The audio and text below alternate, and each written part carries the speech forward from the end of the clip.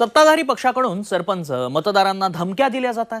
आचारसंहिता असतानाही निधीचं आमिष दाखवलं जात असून निवडणूक आयोगानं याची दखल घ्यावी असं राऊत म्हणतात। कालच नितेश राणेंनी प्रचारावेळी मतदारांना धमकी वजा इशारा दिलाय। निवडणुकीनं तर सर्वांचा हिशोब मी घेऊन बसणार, लीड कमी असेल तिथे विकास निधी मिळाला नाही तर तक्रार चालणार नाही असं नितेश राणेंनी म्हटलं होतं। त्यावर राऊतांनी आता निशाणा साधलाय।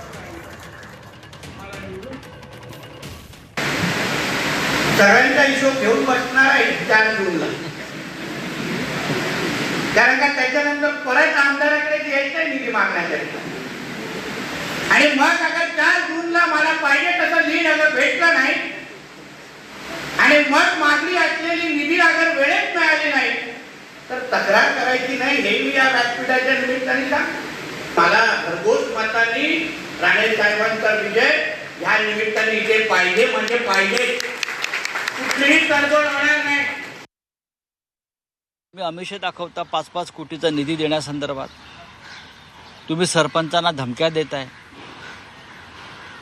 एका बाजूला तुम्ही विरोधकांवर आचारसंहिता अत्यंत कडक आणि कठोर पद्धतीने लावताय आणि त्याच वेळेला सत्ताधारी पक्षाचे लोक सरपंचांना धमक्या देत आहेत, मतदारांना आमिष दाखवत आहेत। हे चित्र लोकशाहीसाठी मारक आहे आणि निवडणुका योग्य पद्धतीनं होत नाही आहेत याचं हे चित्र आहे।